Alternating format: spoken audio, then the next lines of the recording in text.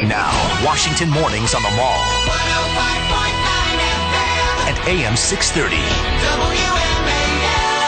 8:37 on WMAL, where Washington comes to talks. It's Mornings on the Mall with Brian and Larry, and we're just moments away from the 85th Annual Academy Award nominations being announced in Hollywood. And, you know, the right and left and Democrat and Republican and conservative and liberal, everybody likes the movies. Everybody goes to the movies. It's something that we all have in common. And that at the same time, though, Hollywood is very political sometimes. A lot of the movies out this year and up for nominations have political undertones. Hear that in the background? Yeah, that's it. That is the room. Yeah. Listen to the Hollywood press. Yeah. We have a live feed to the room right there in the Samuel Goldwyn Theater in Beverly Hills, California, at the Academy of Motion Picture Arts and Sciences. And as soon as they start the announcements, we'll jump in there and grab some of the big ones. In the meantime, we have Breitbart News associate editor, the guy who heads up the big Hollywood section of Breitbart News, Christian Toto. Good morning, Christian. 7, 6. Oh, here it comes. 5, 4. Hey, Christian. 3. How's it going? Let's listen.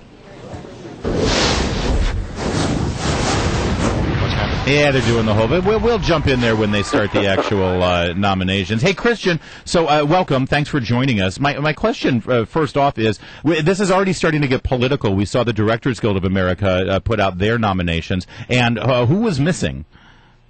Well, I think Lincoln didn't get as much love as possible. I think that's going to be corrected this morning in a few nanoseconds, because I think Lincoln, Steven Spielberg's ode to the 16th president, is going to be huge when the announcements are made. And I think it's also, Lincoln has the one surefire don't bet against it nomination, which is Daniel Day-Lewis as Best Actor. And I think even for the ultimate prize, I think he's the man to beat. For but sure. when you look at Quentin Tarantino did not get nominated for Django Unchained. Do you see that as a direct response to the massacre in Newtown, Connecticut?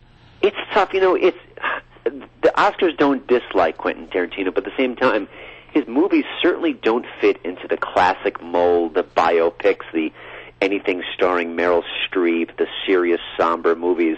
His films are all over the map, and they're often very violent. So, while I think the Oscar voters respect him and his talent, he's not a sure thing, especially when it comes to the kinds of movies he makes. Now, you talk about some of the dark horses that might get announced today, and I was, there's a lot of movies that I don't think a lot of the country have heard about, and certainly not here in the Washington, D.C. area. Movies like Silver Linings Playbook, movies like Beasts of the Southern Wild. What do you know about these movies, and do they have a shot at getting nominated?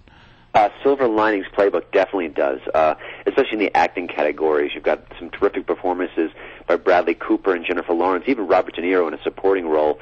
Beasts of the Southern Wild is a very good movie, but yes, it is. It's one of those films that very few people saw.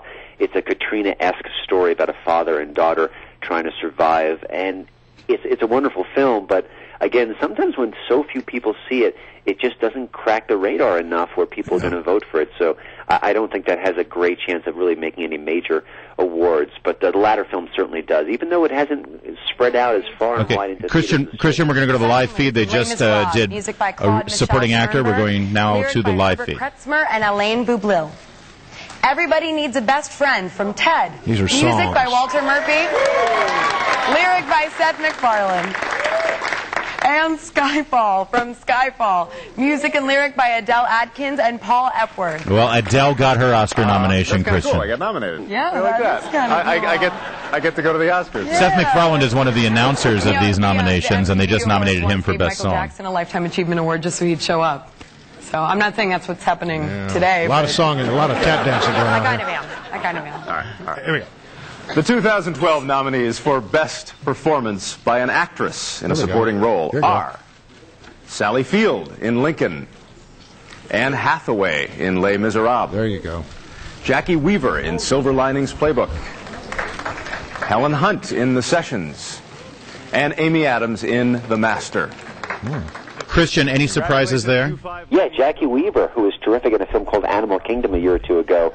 I don't think many people expected her to get a nomination for Best Supporting here for Silver Linings. All right, let's go back to the feed. For Best Animated Feature Film, the nominees are Frankenweenie, Tim Burton. The Pirates, Band of Misfits, Peter Lord. Wreck-It Ralph, Rich Moore. Paranorman, Sam Fell and Chris Butler.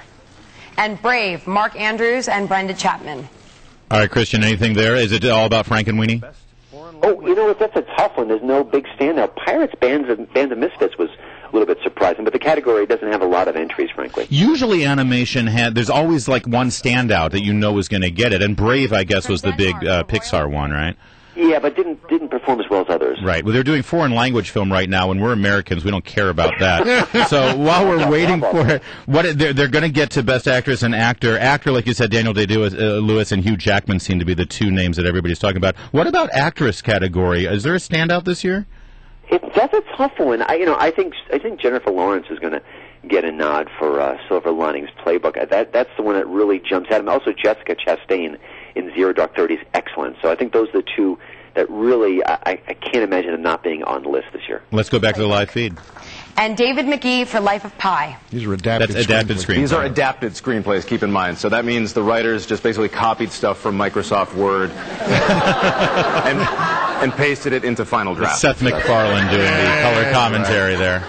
For Best Original Screenplay, the nominees are John Gatins for Flight, Mark Bowl for Zero Dark 30, Quentin Tarantino for Django Unchained, Wow. Michael Haneke for Amour, and Wes Anderson and Roman Coppola for Moonrise Kingdom. Moonrise Kingdom. Wow. So, Christian, there we heard Zero Dark 30 for screenplay. What does that tell you?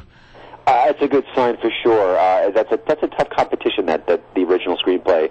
No surprise with Quentin Tarantino. If you're going to give him anything, his words are always golden. Yeah. Let's go back to the feed. Michael Haneke for Amour.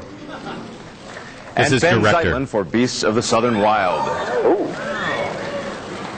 These are 5 people who are the very best at sitting in a chair, watching other people make a movie. Ang Lee, Steven Spielberg, The nominees for Michael Haneke. So it sounds like Quentin Tarantino did not get the nod as we suspected.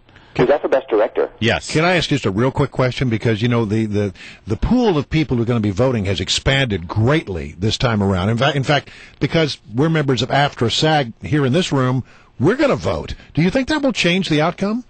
Oh, quite possibly. Anything that kind of shakes up the voting process, I think, is a good thing. Yeah. All right. They're doing Best Actor now real fast. Denzel Washington, Hugh Jackman, Daniel Day-Lewis, Bradley Cooper, and Joaquin Phoenix. There you go. All right, Christian, thanks for joining us this morning. We got to roll. We're up against a break, but we will continue to track this, and we'll see your analysis at the Big Hollywood section of Breitbart News.